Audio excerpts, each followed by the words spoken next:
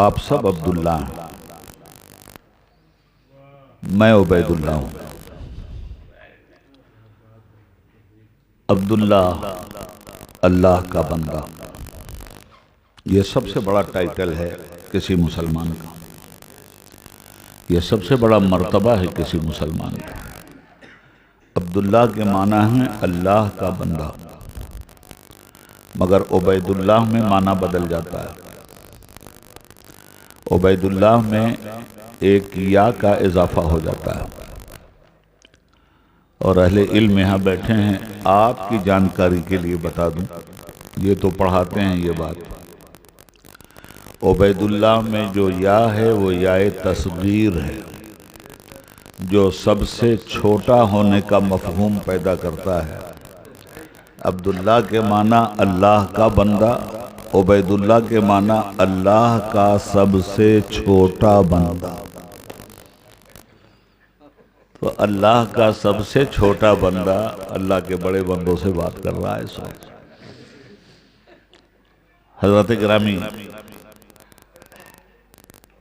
हमारे फाजिल मुकर्रिर हजरत मौलाना कमर साहब ने जिस लबो लहजा में आपसे बात की और जिस फलसफे तौहीद को उजागर किया है और जिस खूबी, मतानत और संजीदगी से आपने उसे सुना है, हमारा मुकर्रिर भी काबिल मुबारकबाद है और हमारे सामीन भी। ला इलाहा इल्लल्लाह ये हमारे ईमान की बुनियाद है और इस बुनियाद को दुनिया में कायम करने वाली ज़ात और उस पर सबसे पहले शहादत और गवाही देने वाली ज़ात मोहम्मद रसूलुल्लाह सल्लल्लाहु अलैहि वसल्लम। हम ला इलाहा इल्लल्लाह कहते ही इसलिए हैं कि इसका तारुफ मोहम्मदुर रसूलुल्लाह ने हमसे करवाया है। एक देखने वाले का कहा मान लिया है, बिन देखे तुझे हमने खुदा मान लिया। तौहीद के सिलसिले में और इससे बेहतर जगह नहीं है ये मैसेज पास करने की। याद रखिएगा इस बात को कि अल्लाह रब्बुल आलमीन बड़े से बड़े गुनाह को माफ कर सकता है अपनी शान रहीमी से। मैं इस वक्त तकरीर नहीं कर रहा हूं, तकरीर रात में हो गई है, कुछ बातें कह रहा हूं। आपका गुनाह हिमालय से बड़ा हो तो उसकी रहमत से बड़ा नहीं। मोती समझ के शान करीमी ने चुन लिए कतरे गिरे मेरे जो अरक़े इन्फियाल के।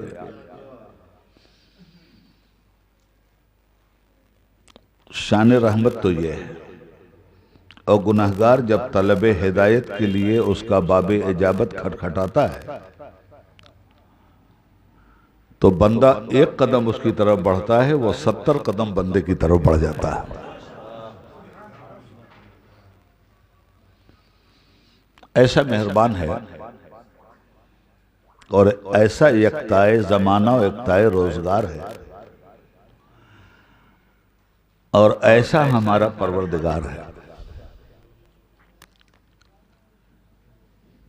जो आपके आंसुओं की इतनी कद्र करता है और आपके आंसुओं को इतना ताकतवर बना देता है कि जहन्नम की भड़कती हुई आग पर आपके नदामत और तौबा के आंसू गालिब आ जाते हैं। ऐसा करीम है और ऐसा आपसे मोहब्बत करने वाला है।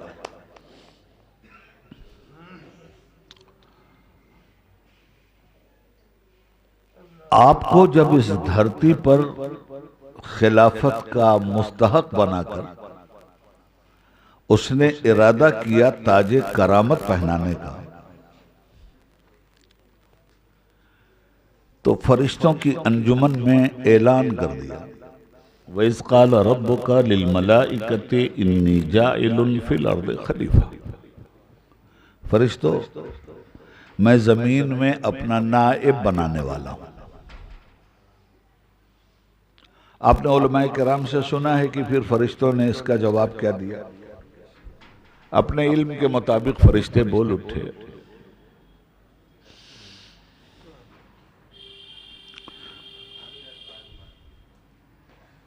ये जमीन पे जाकर के फितना फैलाएगा, फसाद फैलाएगा।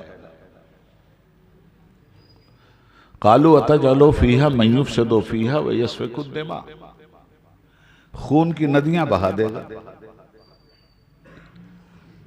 ऐसे को खलीफा बनाया जा रहा है। तो पहला तारुफ तो आपका फरिश्तों ने ये करवाया, और पहला तारुफ फरिश्तों से पहले अल्लाह ने आपका करवाया। चंद मोटी मोटी बातें जहन में रख लीजिए। अल्लाह ने आपका इंट्रोडक्शन करवाया कि ये मेरा नायब बनकर जाएगा। फरिश्तों ने कहा ये खून खराबा करेगा। तो नायब का काम क्या खून खराबा होता है? नायब का काम क्या कत्लो फसाद होता है? ये तो करेगा।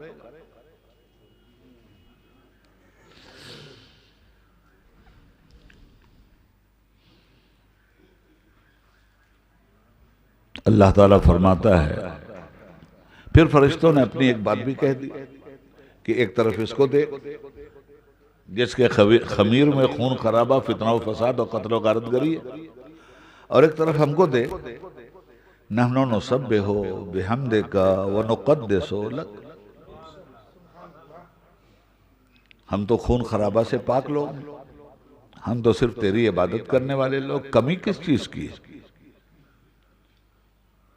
हम तेरी हो रही है, तस्बीह तेरी हो रही है, सजदे तेरे हो रहे हैं, तेरी वहदानियत का गलगला है, हम तकब्बुर से पाक हैं, कोई बुराई नहीं है, कोई बेहयाई नहीं है, कोई फसाद नहीं है, कोई कत्लो गारतगरी नहीं है। ये तमाम तर चीजें होते हुए ये फसादी, ये कातिल, इसकी क्या जरूरत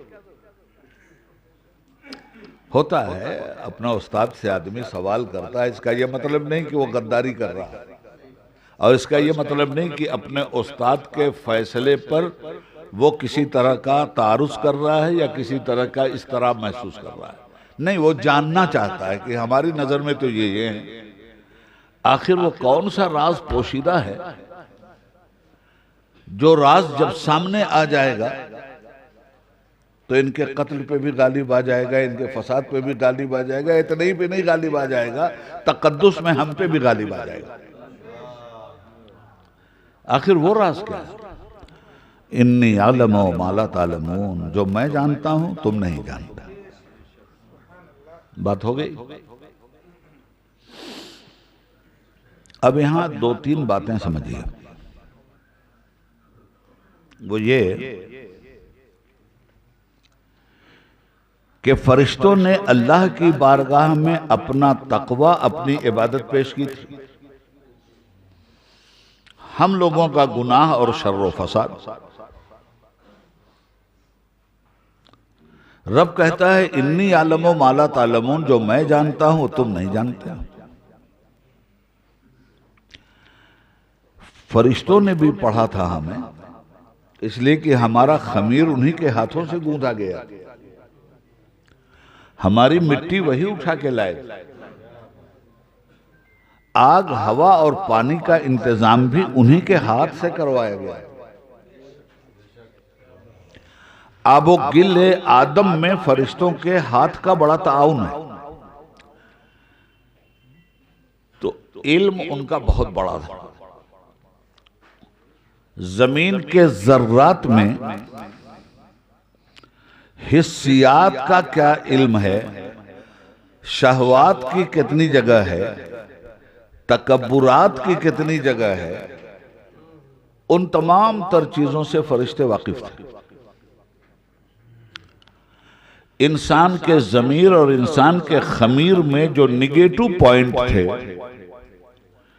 दरअसल उन फरिश्तों को उसका इल्म था और उसी की बुनियाद पे वो फरिश्ते कह रहे थे ये फसाद जरूर फैलाएगा, ये कत्लो गारत गरी जरूर करेगा। और फरिश्तों ने क्या गलत कहा था?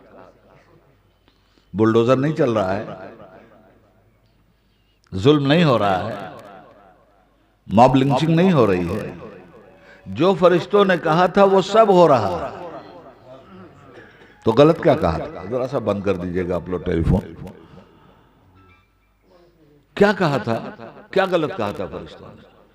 जो कहा था वो हमने करके दिखाया कि फरिश्तों ने रब की बारगाह में जो कुछ कहा था कुछ भी गलत नहीं था, मगर ये अल्लाह ताला से सवालो जवाब नहीं था, ये रब्बुल आलमीन की बारगाह में फरिश्तों का इस्तिफ़हाम था। वो समझना चाहते थे, जानना चाहते थे इन कातिलों को, इन जालिमों को, इन फसादियों को इतना ऊंचा मर्तबा दिया जा रहा है कि लक़द खलक़नल इंसान फ़ी अहसन तक़वीम कहा जा रहा है।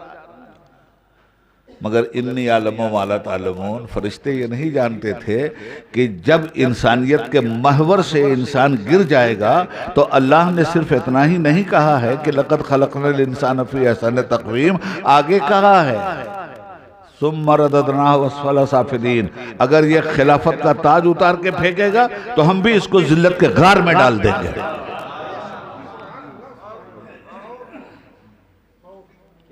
दूसरी बात, इन्नी आलम व माला तालुमून, मैं जो जानता हूं तुम नहीं जानते। फरिश्तों के सामने तस्वीर का एक ही रुख था और वो जो मैं जानता हूं तुम नहीं जानते हो, तस्वीर का ये दूसरा रुख फरिश्तों के इल्म से बाहर था, ये इल्म इलाही में था। गोया कहा यह जा रहा है फरिश्तों, तुम नमरूद का चेहरा देखकर ये बातें कह रहे हो, बातें सही हैं, मगर इन्नी आलम माला तालमून, अभी मेरा इब्राहिम हिजाब अज़मत में है, जिस दिन इब्राहिम सामने आ जाएगा ये बात तुम नहीं कहो।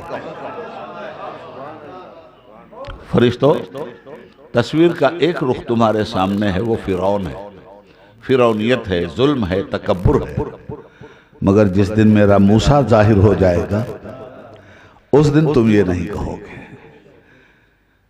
जिस दिन मेरा हुसैन नजर आएगा उस दिन तुम्हें इस्लाम की, इंसान की, आदमी की अजमत का पता चलेगा। तुमने अभी सिर्फ यजीद का एक रुखा चेहरा देखा है, बदनुमा चेहरा देखा है, हुसैन का हसीन चेहरा अभी तुम्हारी निगाह के सामने नहीं आया है, वो भी आएगा। और हम तुम्हें बताएंगे, और बताया,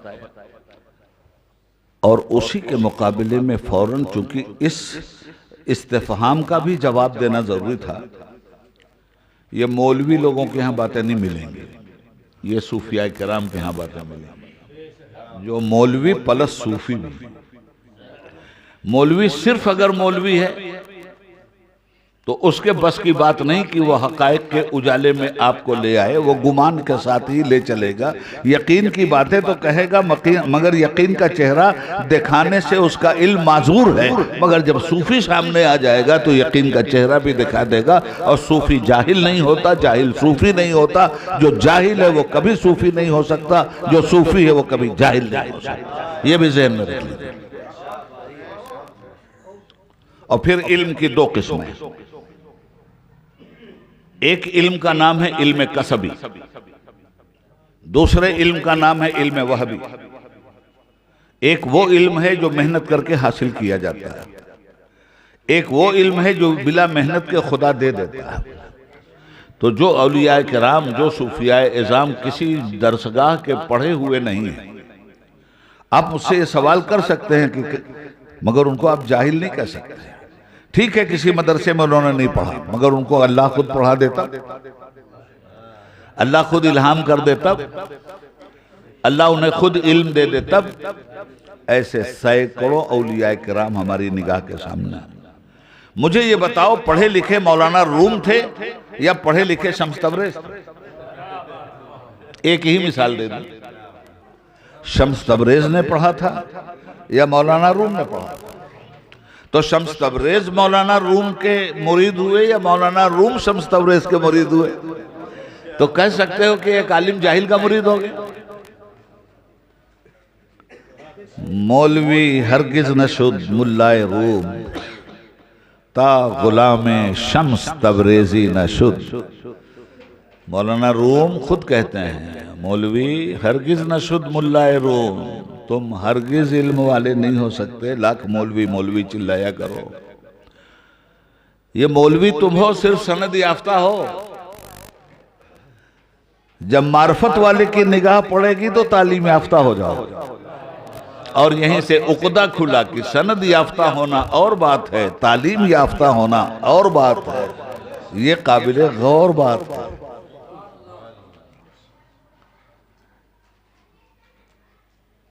एक मुहद्दिस साहब हैं, इल्म हदीस पढ़ा रहे हैं,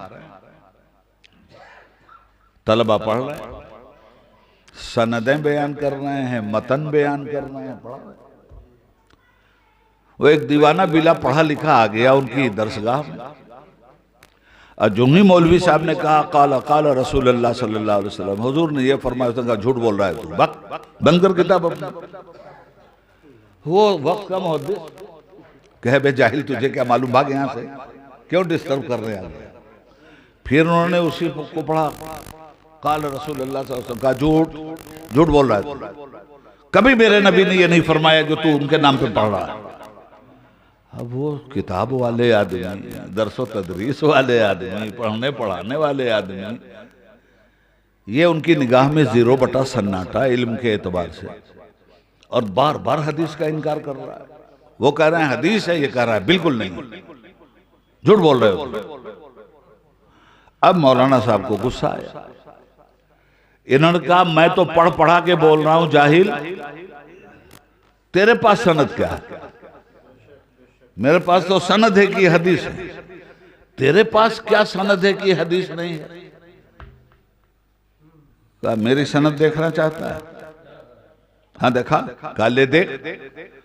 सरकार दो आलम सल्लल्लाहु अलैहि वसल्लम का दीदार हुआ, सरकार सामने है और चेहरे पे जलाल के आसार हैं, जो मैंने नहीं कहा वो पढ़ा क्यों रहा है? कहा तू किताब देख के पढ़ रहा है, मैं नबी का चेहरा देख के पढ़ रहा हूं सल्लल्लाहु अलैहि वसल्लम। तो अब मैं ये बात इसलिए मैंने क्लियर कर दी कि औलिया अल्लाह जिन्होंने किसी मदरसे में किसी उस्ताद के सामने ज़ानुए अदब तय नहीं किया, उनकी तरबियत अल्लाह की बारगाह से होती है, और उनको जो इल्म दिया जाता है वो इल्म लदुन्नी होता है, इल्म वाहबी होता है। इतनी किस्मत वाले होते हैं कि मेहनत नहीं करनी पड़ती और परवरदिगार उनके सर पे ताजे इल्म रख देता है। तो वली इन 2 तरह के हर दौर में रहे। खैर बात दूर निकल गई, बात कुछ और हो रही थी। मैं अर्ज ये कर रहा था कि फरिश्तों ने जब ये कहा तो अब रब्बुल आलमीन क्या कहता है। तमाम मुफस्सिरीन को आप पढ़, सारे मुफस्सिरीन ने यही लिखा है कि इन्नी आलम मा ला तालमून, अल्लाह ने कहा जो मैं जानता हूं तुम नहीं जानते, और उसके बाद इम्तिहान ले लिया। तो इम्तिहान में फरिश्तों से कहा बताओ ये क्या चीजें हैं? तो कहने लगे सुबहानका इन्नी को कालू सुबहानका ला इल्म लना इल्ला मा अल्लमतना इन्नका अंतल अलीमुल हकीम। कहने लगे परवरदिगार हमें तो बस उतना ही इल्म है जितना तूने हमें दिया है, बाकी इल्म हिकमत वाली तो तेरी जात है। अब वही सारी चीजें पेश कर दी गई थी पहले फरिश्तों पर। अब पूछा बताओ इनके नाम, फरिश्ते नहीं बता सके। ना बताना इल्म ना होने की दलील है, बता देना इल्म होने की दलील है ना। अब उसके बाद वही चीजें आदम अलैहिस्सलाम के सामने पेश किया, वह अल्लमा आदम अलअस्मा कुल्लहा। चूंकि सारी चीजों का इल्म, नाम भी बता दिया गया था, तासीर और काम भी बता दिया गया था। जब इन चीजों का नाम फरिश्ते नहीं बता सकते, आदम अलैहिस्सलाम ने धड़ाधड़ बताना शुरू कर दिया। अब जब एक साहिबे इल्म दूसरे कम इल्म के मुकाबले में अपने इल्मी जलाल का नजारा करवाता है, तो फिर उसके मुकाबले में जो कम इल्म होता है वो इताअत का सर झुका लेता है, वो शागिर्दी अख्तियार कर लेता है। वो उससे कसब इल्म हासिल करता है, इस्तिफादा हासिल करता है। नतीजा ये हुआ कि जब फरिश्ते एतराफ़े एजाज़े इल्म के लिए आदम अलैहिस्सलाम के तैयार हो गए तो फरमाया वइज़ क़ुल्ना लिल मलाइकति इसजुदू li आदम फसजदू इल्ला इब्लीस। अब मेरे आदम का एहतराम करो, रिस्पेक्ट करो, उसका सजदा करो। ये सारी बातें आपने सुनी। यहाँ मैं जो बात कह के अपनी बात ख़त्म करना चाहता हूँ, इसलिए कि मुझे अभी अहमदाबाद जाना है, सीधे बनारस से फ़्लाइट लेनी है और आज शाम का प्रोग्राम अहमदाबाद में है। मैं जो आखिरी बात कहना चाहता हूँ ये इसी आयत के ज़िम्न में क्या बात कही है। सूफ़ी सूफ़ी होता है, उस सूफ़ी का नाम ले लो, मखदूम जहां इमाम तारिकीन, इल्म के आसमान का ताजवर, उर्फ़े आम में मखदूम बिहार, इसमें गिरामी से शरफुद्दीन अहमद यहिया मनयरी, ये सुल्तानुल मुहक्किकीन हैं। इनके मर्तबे को समझने के लिए मर्तबे वाला ही चाहिए। इनके मारिफती खुतूत को पढ़कर हजरत निजामुद्दीन औलिया महबूब इलाही के मुरीद खास और खलीफा, जिनसे बाद में तरीक़त का सिलसिला चला, नसीरुद्दीन चिराग दिल्ली की बात कर रहा हूँ, जब उन्होंने मखदूम जहां के खुतूत को पढ़ा तो लिखते हैं कि मखदूम जहां ने मेरे 100 साला कुफ्र को मेरी हथेली पे रख के दिखला दिया। ये हैं मखदूम जहां। तो अब मखदूम जहां की तफसीर सुनो। फरिश्तों ने जब हमारा गुनाह दिखलाया और अपनी इबादत, तो मखदूम जहां तफसीर करते हैं कि कुदरत बोल उठी, फरिश्तों तुमने मेरी बारगाह में अपनी इबादत पेश की और मेरे इंसान की खता। फरिश्तों तुम इबादत पे इबादत करते जाओ, मैं अल्लाह समद हूं। हवा में उड़ा दूं तो करोगे क्या? इबादत पे इबादत करते जाओ, खाक में मिला दूं तो करोगे क्या? इबादत पे इबादत करते जाओ, रिजेक्ट कर दूं तो क्या कर लोगे? और ये मेरा गुनहगार, जिसके गुनाह को तुमने मेरे सामने पेश किया है, ये मेरा गुनहगार। फरिश्तों इसके पास एक धड़कता हुआ दिल भी है, इसको एहसासात की मैंने दौलत और नेमत से भी नवाजा है। जिस दिन ये जालिम गिड़गिड़ा के एतराफ़े तौबा के लिए तैयार हुआ, जैसा कि मौलाना ने अपनी तकरीर के आखिर में किसी पहलवान का किस्सा सुनाया था, जिस दिन ये तैयार हुआ और जिस दिन मेरे सामने अपनी आजिज़ी का हाथ फैलाकर तौबा करते हुए नदामत के आंसू इसने गिरा दिए, तो फरिश्तों इसके गुनाह बड़े नहीं हैं, मेरी रहमत बड़ी है, मेरी मग़फ़िरत बड़ी है। ये खता पे खता करता जाएगा, मेरी रहमत का सैले रवा बहता जाएगा, इसके गुनाहों का अजाब धुलता जाएगा। तुम्हारा क्या बिगड़ेगा? मैं रहमत के पानी से धुल दूं तो उसमें तुम्हारा क्या जाता है? मेरा मकसद इसकी पैदाइश से कुछ और है। मैंने चाहा था कि मैं पहचाना जाऊं कायनात में।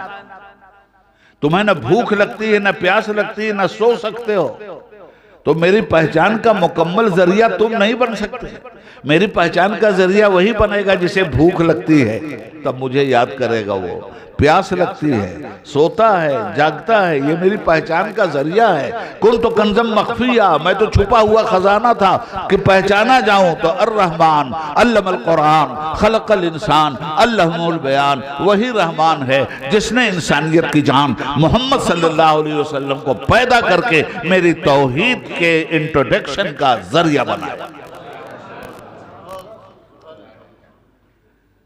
तो असल चीज है मुसलमानों तौहीद। ला इलाहा इल्लल्लाह के बगैर आप मुसलमान नहीं हो सकते। और इसी दावे की आपको हर हरकतों अमल से दलील भी देना है। इसी का नाम है मुसलमान और मुवाहिद। ला इलाहा इल्लल्लाह जब तक आपने नहीं कहा, किसी से आपकी जंग हुई ही नहीं, और ना कोई जंग करने के लिए आपके दरवाजे पे आया। मगर आज जो दुनिया आपसे जंग कर रही है उसकी वजह क्या है? उसकी वजह सिर्फ ला इलाहा इल्लल्लाह है। अगर ला इलाहा इल्लल्लाह ना कहा होता आपसे कोई झगड़ा नहीं करता, इसलिए कि सारी दुनिया, सारी कायनात को माबूद मान रही थी, उसके बीच आके आपने छेड़ दिया सबको ला इलाहा इल्लल्लाह। न मक्खी खुदा न मच्छर खुदा, तो मक्खी मच्छर की पूजा करने वाला लड़ेगा नहीं आपसे।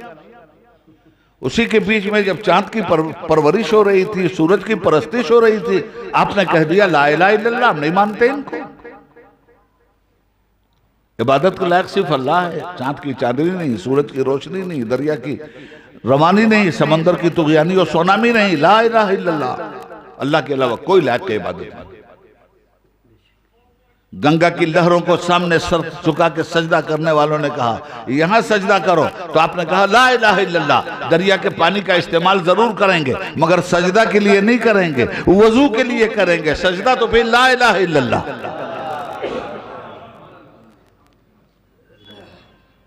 तो इसका नाम है तौहीद। वक्त नहीं है वरना तफसील से बात करता। इन्होंने ऐसा साज छेड़ दिया था कि उस पर मिजराब थरकने लगा।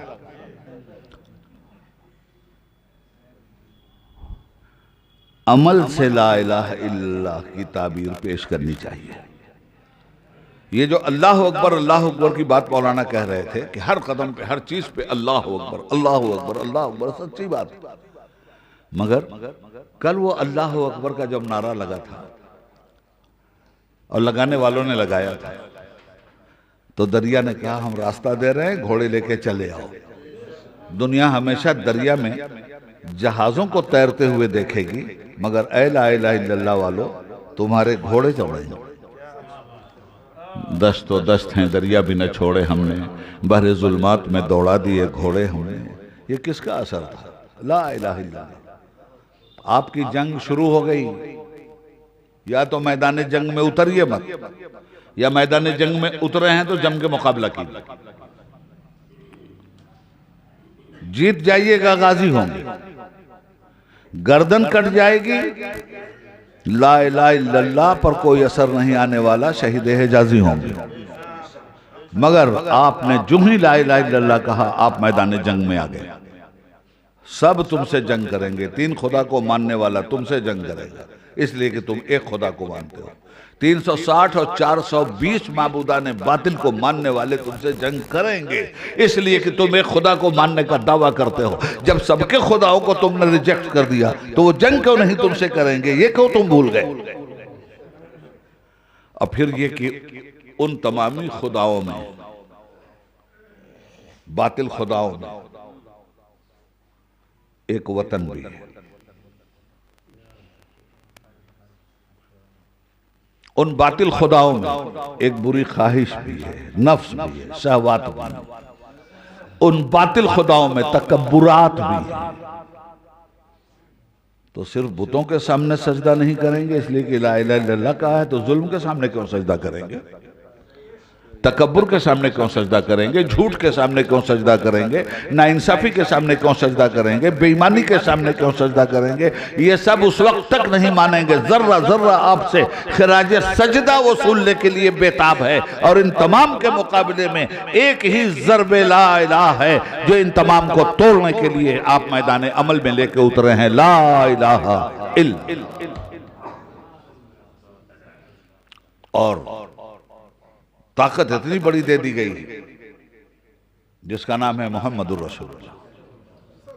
हर बुत को पाश पाश उन्होंने किया या नहीं किया? तौहीद के रास्ते में जितने भी बुत आए सबको रास्ते से हटाया कि नहीं? नफ्स का बुत आया तौहीद के रास्ते में, हटाया या नहीं? शहवात का बुत आया रास्ते में, हटाया या नहीं? ये मिट्टी की मूर्तों के बारे में मत सोचो, ये छोटी चीजें हैं। बड़ा बुत तो यहां बैठा हुआ है, बड़ा सनम अंदर है। जब रियाकारी करते हो, ये रियाकारी उससे बड़ा सनम है, ये तकब्बुर उससे बड़ा सनम है। ला इलाहा इल्लल्लाह कहे हो सबको तोड़ना होगा, तो जब सबको तोड़ना होगा तो मशीयत की तरफ से आवाज आ रही वतन छीन लिया जाएगा, वतन छोड़ना होगा, तब क्या करोगे? तब भी ला इलाहा इल्लल्लाह। हिजरत हबशा होगी, ला इलाहा इल्लल्लाह। हिजरत मदीना होगी ला इलाहा इल्लल्लाह, हिजरत शाम मिस्र होगी ला इलाहा इल्लल्लाह, हिजरत फिलिस्तीन और मक्का होगी ला इलाहा इल्लल्लाह। अगरचे बुत हैं जमाअत की आस्तीनों में, मुझे है हुक्म अज़ा ला इलाहा इल्लल्लाह। ये दौर अपने बराहीम की तलाश में है, सनम कदा है जहां ला इलाहा इल्लल्लाह। अल्लाह के अलावा कोई माबूद नहीं। जब इन सबों को रास्ते से हटाओगे तब जन्नत दिखलाई देगी। इनमें से एक भी अगर तुम्हारे वजूद पे गालिब हो गया, जन्नत और तुम्हारे बीच एक पर्दा हायल हो जाएगा। इसलिए अल्लाह कहता है इन्नल्लाह अश्तरा मिनल मोमिनीना अनफुसहुम व अमवालहुम बिअन्न लहुमुल जन्नह। बेशक मोमिन की और अकीदा तौहीद रखने वालों की जान माल का सौदा तो अल्लाह ने से हो गया है। आपने अल्लाह से अपनी जान का, अपने माल का सौदा किया। इस सौदे में अल्लाह ने इनाम में आपको जन्नत अता की। बस इतनी सी बात है भाई। शिर्क से बचिएगा। ये बड़ा छुपा हुआ जहर है, बड़ा खुफिया कैंसर है। ये मिनटों में खा जाता है सारे ईमान को।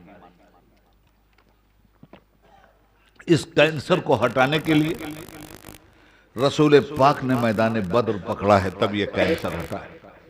मैदान उहद में हुजूर उतरे हैं, तब ये कैंसर हटा है। दंदाने मुबारक शहीद हुए हैं, तब ये कैंसर हटा है। मगर ये कैंसर आज फिर आपको घेर रहा है। ये कैंसर आज आपको फिर अपनी तरफ झुका रहा है। कभी खौफ पैदा करके, कभी दहशत पैदा करके, कभी मॉब लिंचिंग पैदा करके, कभी बुलडोजर पैदा करके, कभी आतंकवादी कोड़े आप पर बरसाकर, कभी आपकी वक्फ की जायदाद छीनकर। ये कैंसर बार बार आपके पास आ रहा है। इस कैंसर का इलाज आज के किसी फलसफे से कीजिएगा, बर्बाद हो जाइएगा। इस कैंसर का इलाज कीजिए मक्का की उस 13 साला मक्की इस्लाम से, जिसमें यह कैंसर आज के मुकाबले में करोड़ गुना ताकत के साथ आया था।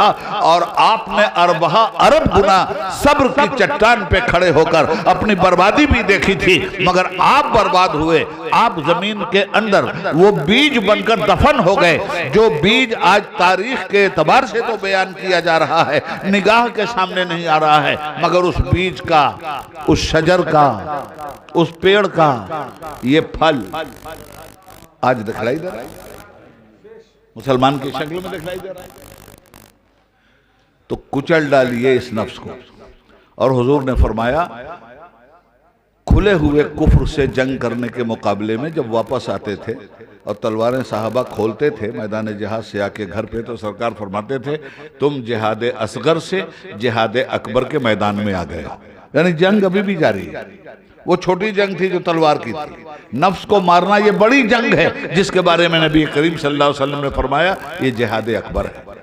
खैरुल अस्किया जैसे लोग ये जंग लड़के गए हैं, कामयाब हो करके गए हैं। अल्लाह उनकी तुरबत पे रहमतों के सदा फूल बरसाए। व आखिर दावाना अनिल हम्दुलिल्लाहि रब्बिल आलमीन। परवरदिगार जो कुछ भी मैंने कहा है, या अल्लाह जो मैंने हक कहा वो तेरी तरफ से, जो गलतियां हुई हैं मेरी कम इल्मी का नतीजा है। परवरदिगार मैं अपनी हर गलती, हर गुनाह से तेरे बंदों को गवाह बनाकर खुली हुई तौबा करता हूँ और पढ़ता हूँ अस्तगफिरुल्लाह रब्बी मिन कुल्लि ज़ंबि व अतूबु इलैह। अस्सलामु अलैकुम व रहमतुल्लाहि व बरकातहू।